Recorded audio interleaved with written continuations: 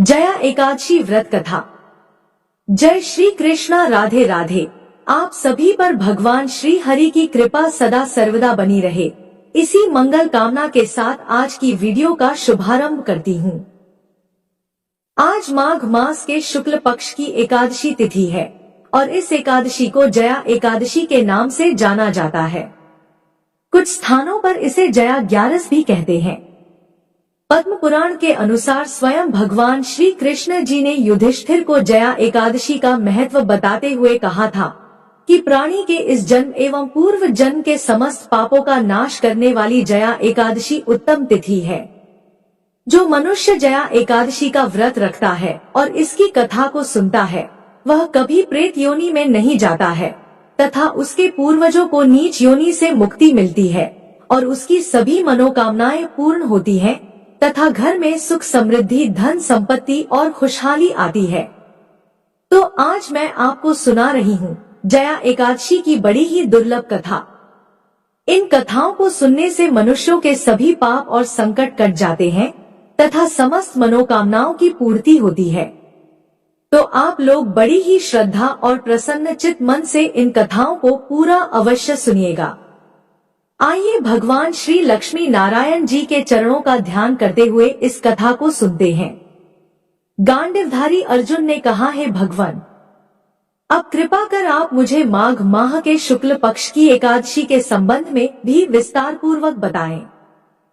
शुक्ल पक्ष की एकादशी में किस देवता का पूजन करना चाहिए तथा इस एकादशी के व्रत की क्या कथा है, उसको करने से किस फल की प्राप्ति होती है। भगवान श्री कृष्ण ने कहा, है अर्जुन, माघ माह के शुक्ल पक्ष की एकादशी को जया एकादशी कहते हैं। इस एकादशी के उपवास से मनुष्य भूत, प्रेत, पिशाच आदि की योनि से मुक्त हो जाता है। अतः इस एकादशी के उपवास को विधि अनुसार करना चाहिए। अब मैं तुमसे जया एकादशी के व्रत की कथा कहता हूँ, ध्यानपूर्वक श्रवण करो। एक बार देवताओं के राजा इंद्र नंदन वन में भ्रमण कर रहे थे। चारों ओर किसी उत्सव के समान वातावरण था। गंधर्व गायन कर रहे थे तथा गंधर्व कन्याएं नृत्य कर रही थी। वहीं पुष्पवती नामक गंधर्व कन्या ने माल्यवान नामक गंधर्व को देखा तथा उस पर आसक्त होकर अपने हाव भाव से उसे रिझाने का प्रयास करने लगी। माल्यवान भी उस गंधर्व कन्या पर आसक्त होकर अपने गायन का सुरताल भूल गया। इससे संगीत की लय टूट गई तथा संगीत का समस्त आनंद क्षीण हो गया। सभा में उपस्थित देवगणों को यह अत्यंत अनुचित लगा। यह देखकर देवेंद्र भी रुष्ट हो गए। संगीत एक पवित्र साधना है। इस साधना को भ्रष्ट करना पाप है। इसलिए क्रोधवश इंद्र ने पुष्पवती तथा माल्यवान को श्राप दे दिया और बोले, संगीत की साधना को अपवित्र करने वाले माल्यवान और पुष्पवती, तुमने देवी सरस्वती का घोर अपमान किया है, अतः तुम्हें मृत्युलोक में जाना होगा। गुरुजनों की सभा में असंयम एवं लज्जाजनक प्रदर्शन करके तुमने गुरुजनों का भी अपमान किया है, इसीलिए इंद्रलोक में तुम्हारा रहना अब वर्जित है। अब तुम अधम पिशाच असंयमी के समान जीवन व्यतीत करोगे। देवेंद्र का श्राप सुनकर वे दोनों अत्यंत दुखी हुए तथा हिमालय पर्वत पर पिशाच योनि में दुखपूर्वक जीवन यापन करने लगे। उन्हें गंध, रस, स्पर्श आदि का तनिक भी बोध नहीं था।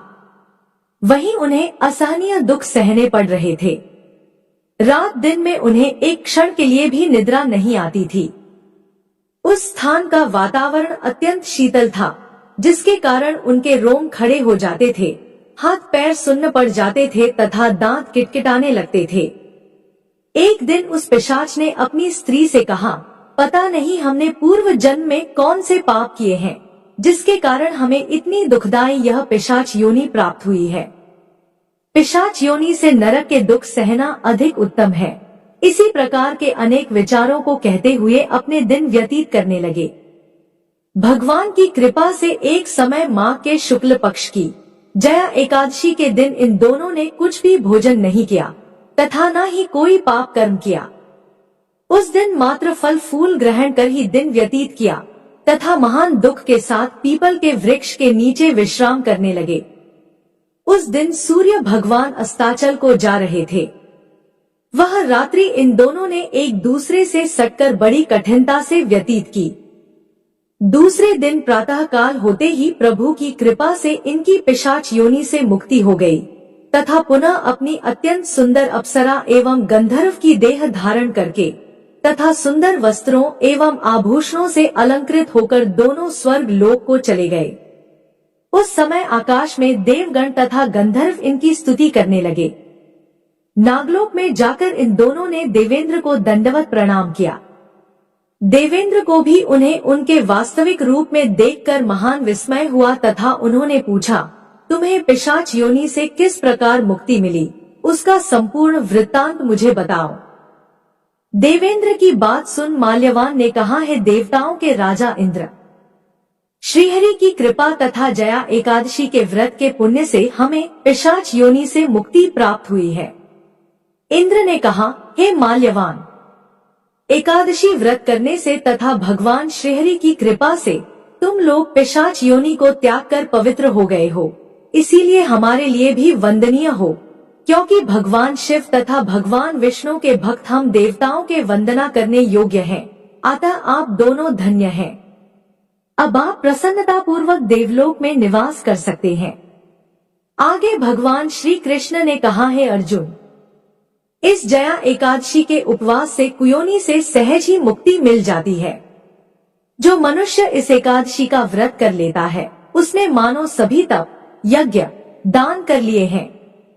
जो मनुष्य श्रद्धा पूर्वक जया एकादशी का व्रत करते हैं वे अवश्य ही सहस्र वर्ष तक स्वर्ग में वास करते हैं। हे अर्जुन, संगीत देवी सरस्वती का एक अलौकिक वरदान है। यह एक साधना है, एक विद्या है। इसमें पवित्रता आवश्यक है। उसमें भी जिस सभा में अपने से बड़े गुरुजन आदि उपस्थित हों, वहां प्राणी को संयम एवं मर्यादा का पालन करना चाहिए ताकि गुरुजनों का अपमान न हो, उनका सम्मान बना रहे। गुरुजनों का अपमान करने वाला मनुष्य घोर नरक का भागी है। एक बार प्रेम से बोलिए लक्ष्मी नारायण भगवान की जय। अब आइए श्रवण करते हैं एकादशी माता की कथा। एक बार की बात है, एक राज्य में एक राजा रहा करता था। राजा बहुत ही बुद्धिमान और बलशाली था। वह सदैव अपनी प्रजा का बहुत ही अच्छे से ध्यान रखता था। प्रजा भी अपने राजा को बहुत पसंद करती थी। राजा के 2 बेटियां थी। राजा अपनी दोनों बेटियों से बहुत ही प्रेम किया करता था। राजा की दोनों बेटियां बहुत ही सुंदर थी, लेकिन राजा की छोटी बेटी देखने में बहुत ही सुंदर और धार्मिक प्रवृत्ति की थी। वह 12 मास 11 माता की पूजा और व्रत किया करती थी। सभी लोग राजा की छोटी बेटी से बहुत ही प्रेम करते थे और खूब प्रशंसा किया करते थे। वह बोलने में बहुत ही अच्छी थी। राजा भी अपनी छोटी बेटी को बड़ी बेटी से कुछ ज्यादा ही प्रेम करता था, जिस कारण राजा की बड़ी बेटी को अपनी छोटी बहन से नफरत होने लगी। समय के साथ राजा की दोनों बेटियां बड़ी हो गई। तब एक पड़ोस के राज्य में रहने वाला राजकुमार राजा की बड़ी बेटी के लिए रिश्ता लेकर आया। जैसे ही उस राजकुमार की नजर राजा की छोटी बेटी पर पड़ी तो वह राजकुमार छोटी बेटी पर मोहित हो गया और उसी से विवाह करने की सोचने लगा। उस राजकुमार ने राजा की बड़ी बेटी के साथ विवाह करने से मना कर दिया और राजा से कहा कि आप बुरा ना मानो तो मैं आपकी छोटी बेटी से विवाह करना चाहता हूँ। जब यह बात राजा की बड़ी बेटी को पता चली तो वह अपनी छोटी बहन से और भी ज्यादा नफरत करने लगी। राजा की बड़ी बेटी ने अपनी छोटी बहन को अपना सबसे बड़ा दुश्मन मान लेती है और अपनी छोटी बहन से बदला लेने का निर्णय लेती है, जिसके चलते उसने सोचा कि छोटी बहन को जान से मार देती हूँ।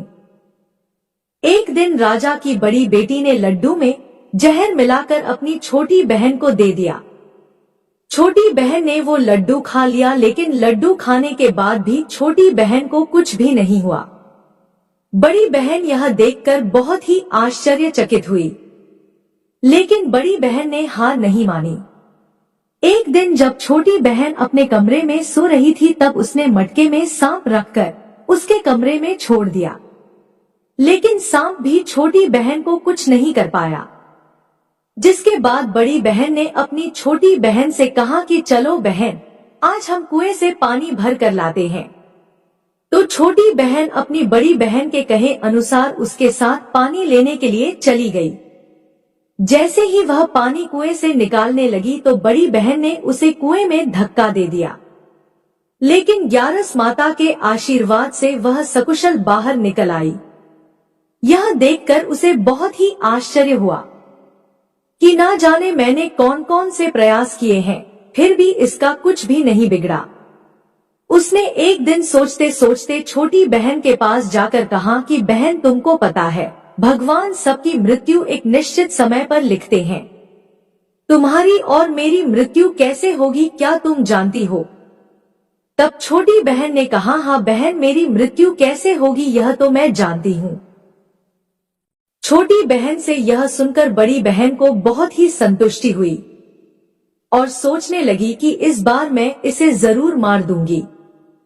उसने अपनी छोटी बहन से कहा कि अपनी मृत्यु का राज मुझे तो बताओ, मैं तुम्हारी बड़ी बहन हूँ।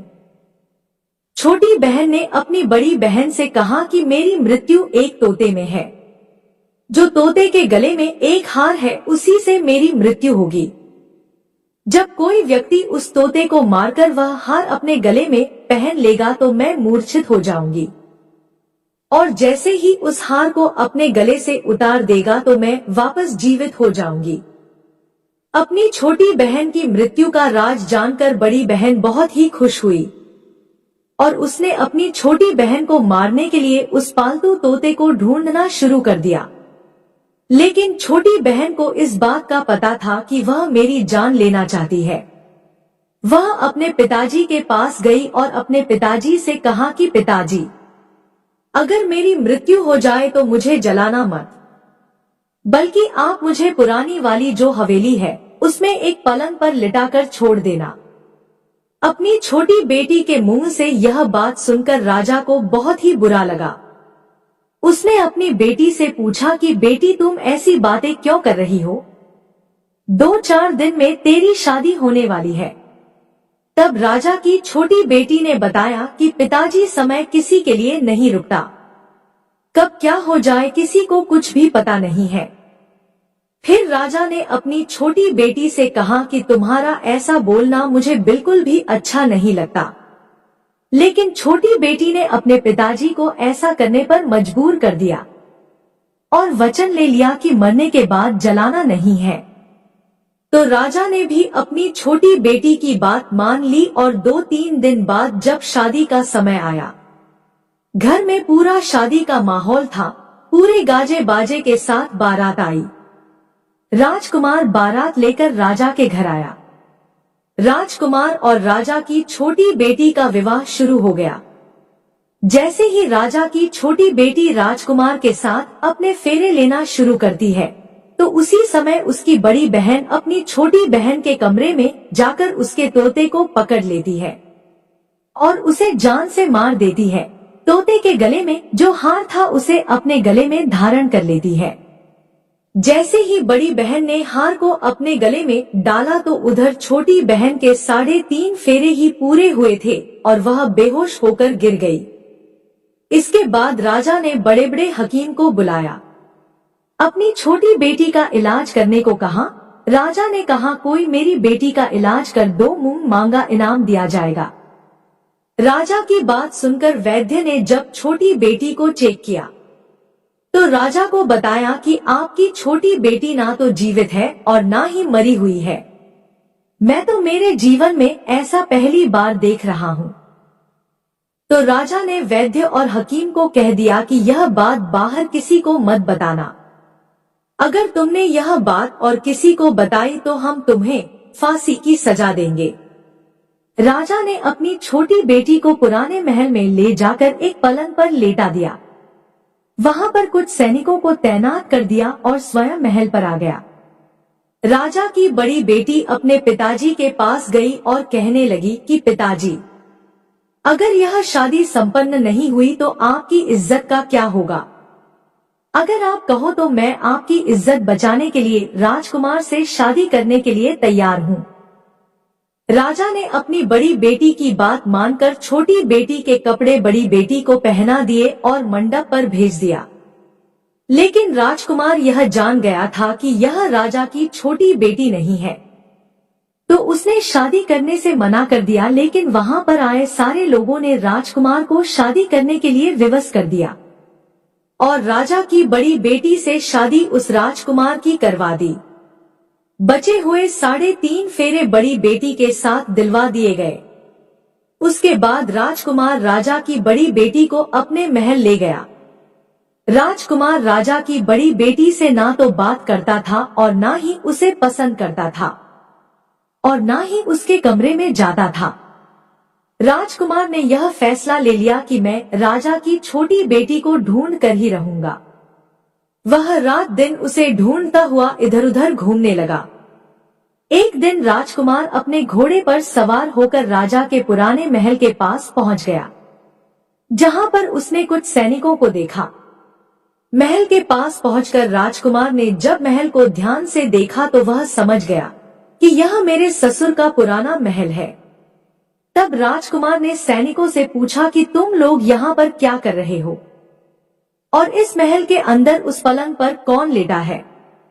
तो सैनिकों ने बताया कि यहाँ पर राजा की छोटी बेटी लेटी है।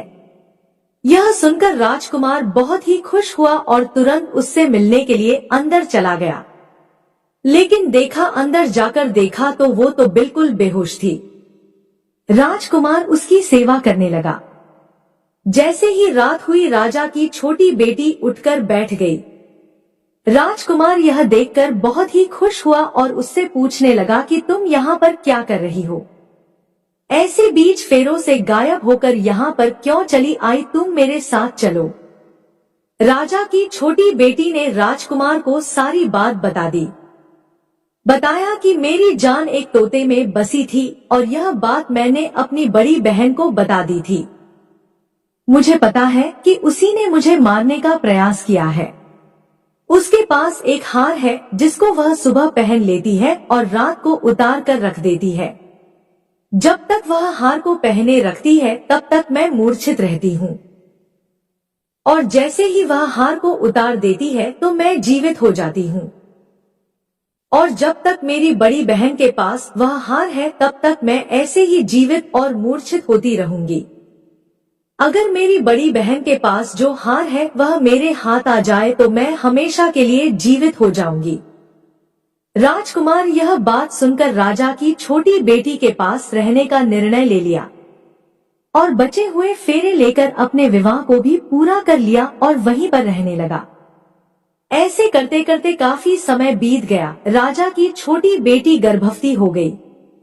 एक दिन राजकुमार को किसी काम से बाहर जाना पड़ा तो पीछे से राजा की छोटी बेटी के पेट में बहुत जोरों से दर्द होने लगा। उसने उस समय ग्यारस माता का आह्वान किया, जिसके बाद ग्यारस माता वहां पर प्रकट हुई और उन्होंने उसके दर्द को दूर किया। एक सुंदर पुत्र को उसने जन्म दिया। जब आधी रात को राजकुमार बाहर से आया तो उसने ग्यारस माता को देखा तो वह बहुत ही आश्चर्यचकित हुआ। उसने तुरंत माता को प्रणाम किया। ग्यारस माता ने राजकुमार से कहा कि जब तुम्हारा बेटा 5 वर्ष का हो जाए तो तुम अपनी पत्नी का हार लाकर इसके गले में डाल देना, जिससे यह हमेशा के लिए जीवित हो जाएगी। समय के चलते राजकुमार का बेटा 5 साल का हो गया। एक दिन राजकुमार को फिर किसी काम से बाहर जाना पड़ा। उसने अपने बेटे से कहा, तुम अपनी माता का ध्यान रखना और मैं शाम तक लौट आऊंगा। जैसे ही राजकुमार वहां से बाहर निकला तो बड़ी बहन के सैनिकों ने उसे देख लिया और बड़ी बहन को जाकर सारी बात बता दी, जिसके बाद बड़ी बहन अपनी छोटी बहन के पुत्र को वहां से उठवा लिया और उसे मरवा दिया। उसके 2 टुकड़े करवाए। पहले टुकड़े को चक्की के पास छुपा दिया और दूसरा टुकड़ा अपने पलंग के नीचे रख लिया। यह देखकर ग्यारस माता ने भिखारी का रूप धारण किया और उसके घर आ गई। भिक्षा मांगने लगी तो बड़ी बहन ने अपने नौकरों से कहा कि जाओ भिखारी को भिक्षा दे दो। लेकिन जैसे ही नौकर ग्यारस माता को भिक्षा देने के लिए जाता है तो माता उन्हें मना कर देती है और कहती है कि मैं तुम्हारी रानी से ही भिक्षा लूंगी। नौकरों ने अंदर जाकर कहा कि रानी वह हमसे भिक्षा नहीं ले रही है, बोल रही है कि मैं रानी से भिक्षा लूंगी। जब बड़ी बहन स्वयं भिक्षा देने के लिए भिखारिन बनी ग्यारस माता के पास आती है, उससे पहले ही माता एक बिल्ली का रूप बनाकर उसके कमरे में चली जाती है।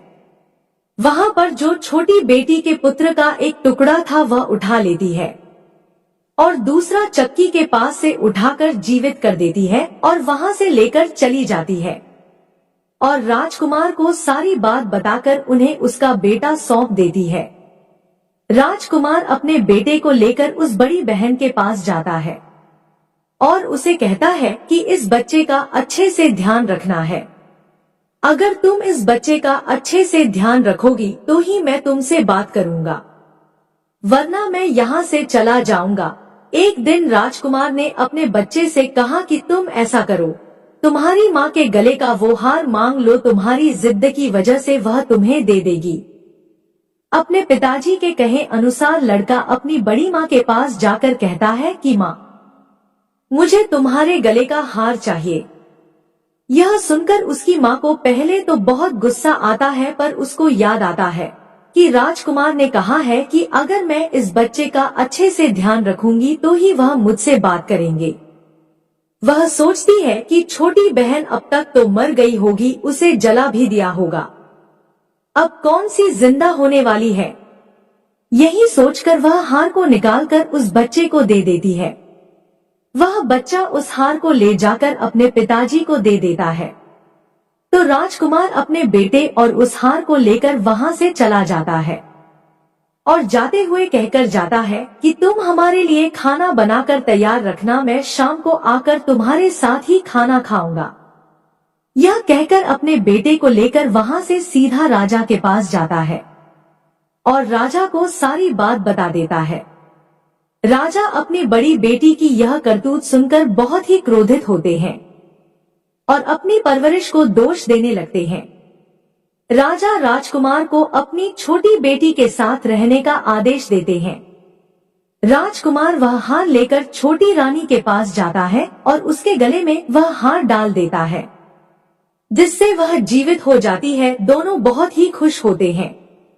राजकुमार अपने बेटे और अपनी पत्नी को लेकर अपने राज्य में चला जाता है। इस तरह एकादशी व्रत के प्रभाव से राजा की छोटी बेटी को अपने जीवन में आई तमाम मुसीबतों से छुटकारा मिलता है। एक बार प्रेम से बोलिए एकादशी माता की जय।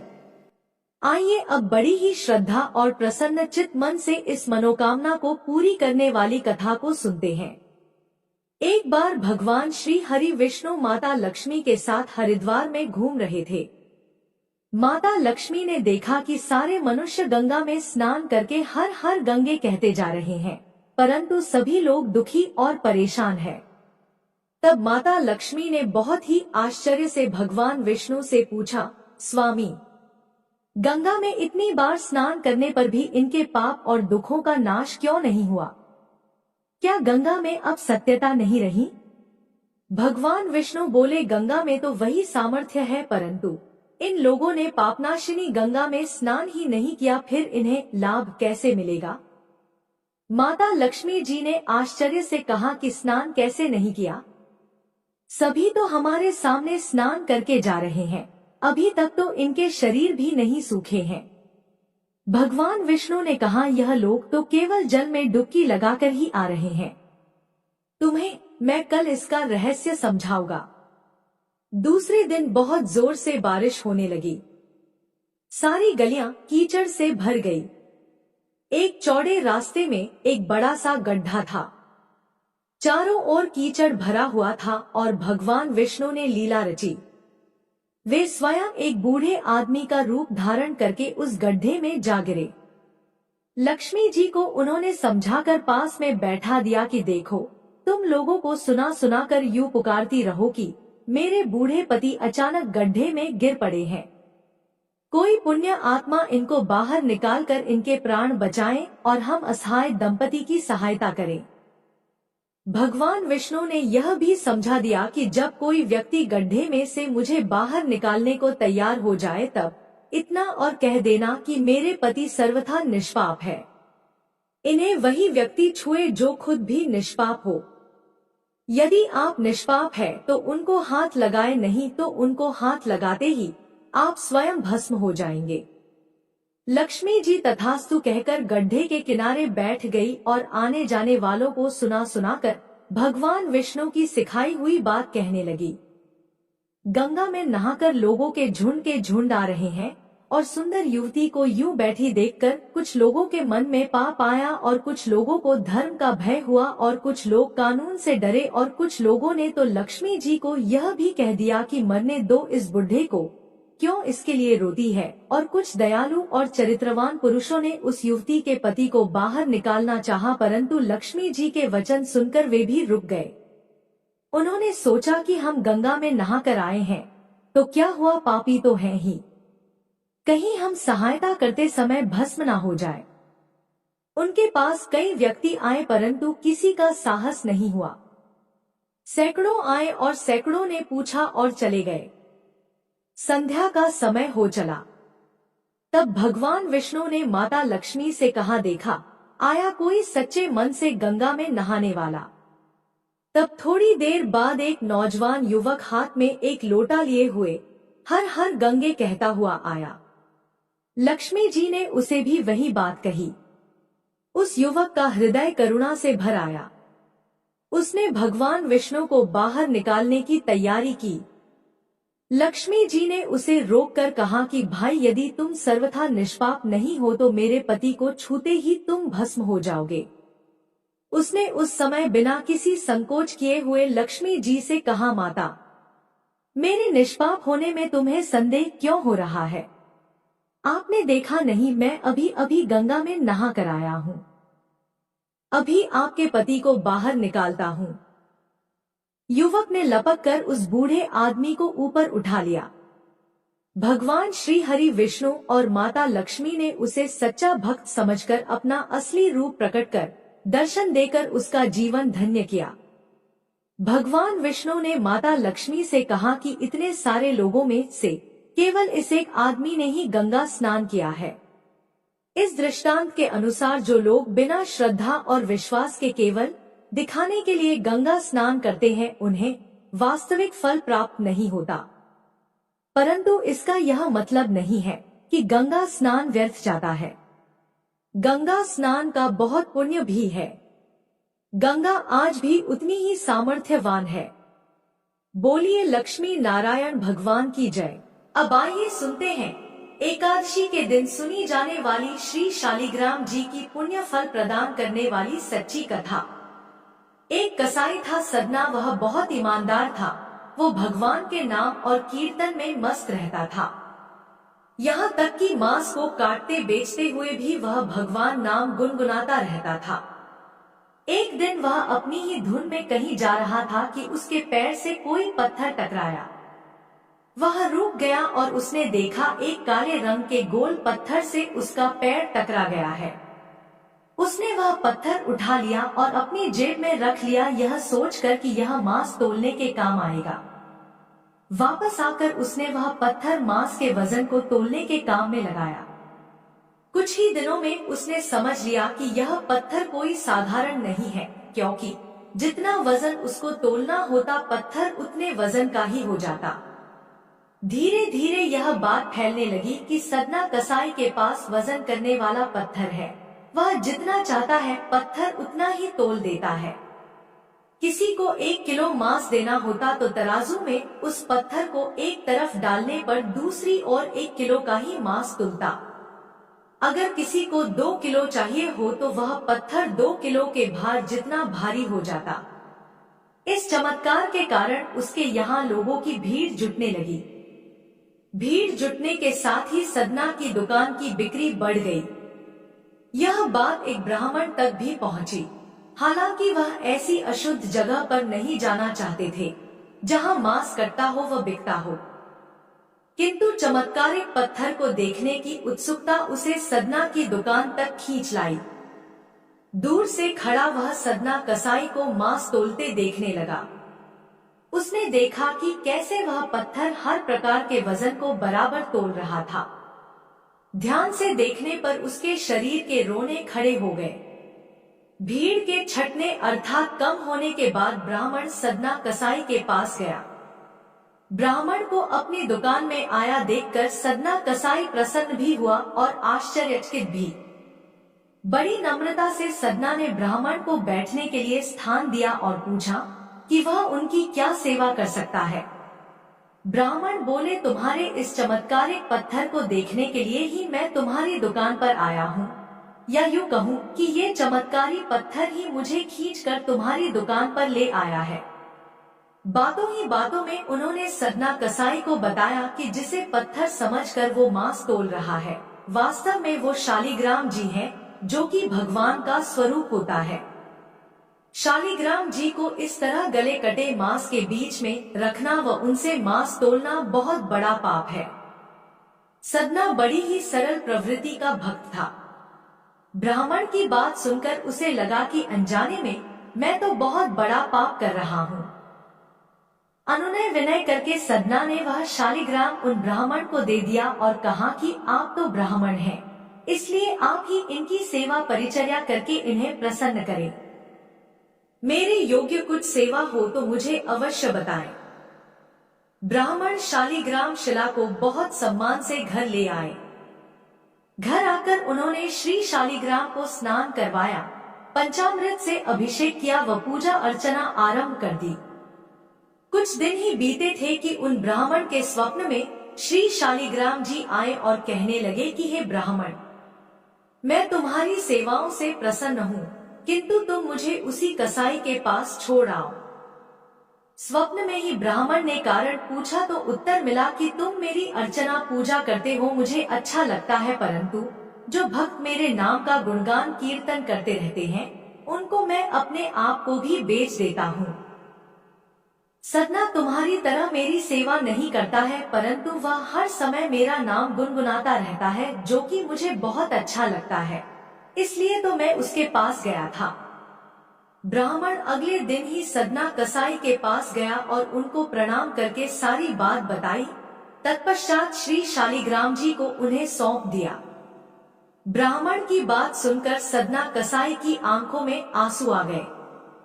मन ही मन उन्होंने मांस बेचने और खरीदने के कार्य को तिलांजलि देने की सोची और निश्चय किया कि यदि मेरे ठाकुर को कीर्तन पसंद है तो मैं अधिक से अधिक समय नाम कीर्तन ही करूंगा।